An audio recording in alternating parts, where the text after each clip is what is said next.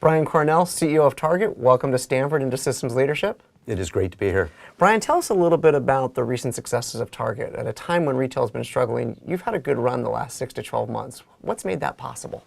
Well, it's really a combination of a number of things that we've been working on for several years now. And if I go back to February of 2017, we laid out a kind of a 3-year vision for the company. We said we were going to invest billions of dollars. At that point, I said $7 billion over a 3-year period. To invest in reimagining our stores, in building new smaller stores in urban centers and on college campuses, reinvest in our brands, invest in technology and fulfillment capabilities, and make a big investment in our people. And the success we're seeing right now is really a combination of all those elements starting to mature, we're executing at scale, and they're all starting to work together. That's driving, for us, great top-line growth, market share gains, and importantly, more traffic in our stores and visits to our site. So let's talk about that. How do you envision the customer experience over the next 5 to 10 years and that blend between digital and physical? Yeah, I actually think blend is the right term. And I think from a consumer standpoint, they've really lost sight of whether they're shopping in a physical environment or a digital environment. In most cases, their shopping starts with that mobile phone in their hands, that digital device. And it's how they decide where they're going to shop, what they're looking for. If you walked one of our Target stores this afternoon, I guarantee you we'd find consumers with a phone in their hand. They'd be looking at their latest Pinterest. They'd be checking things on their favorite digital site. They'd have their shopping list there. So that device really guides them through the shopping experience. So I think more and more, there's a blurring and a blending that's taking place, and it's a combination of both. And I think the consumer today is enjoying the fact that shopping's become really easy.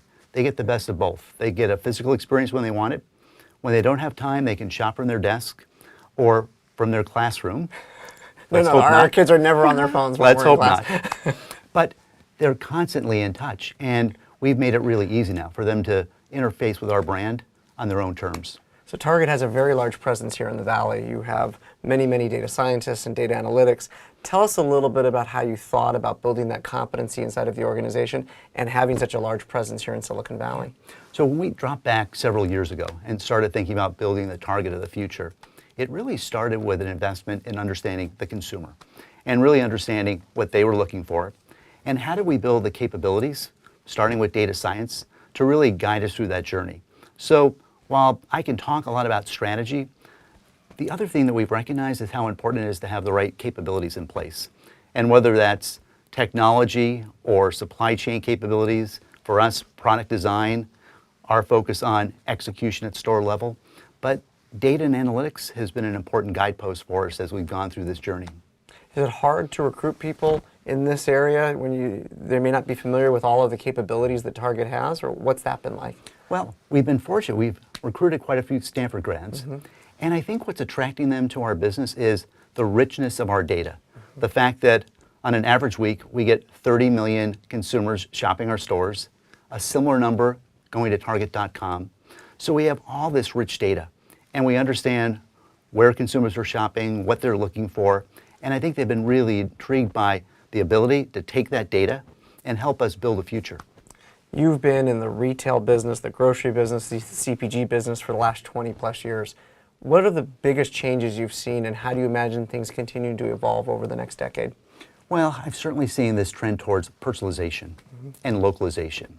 And if I think about the changes in consumer packaged goods, in some cases, those big brands that you and I grew up with, well, they've been replaced by smaller, local, niche brands, brands that we didn't see when we grew up, and they're being regionalized across the country. So I think the consumer today is looking for that unique, personalized experience, whether they're shopping at a Target store or they're walking through a local store right here on the Stanford campus. As you think about your time as the CEO, what's been the biggest surprise that you didn't expect, that you look back on and say, oh, I had no idea that was coming? Yeah, I think I walked in recognizing the importance of a clear strategy for an organization, but I've come to realize just how important culture is, a clear purpose, and importantly, as I said before, ensuring that that strategy is supported by great capabilities and the importance of team. If you and I were sitting here in 2029 doing this interview again, what do you think Target will stand for your customers at that moment in time? Yeah, I think we'll still be true to the purpose we have today.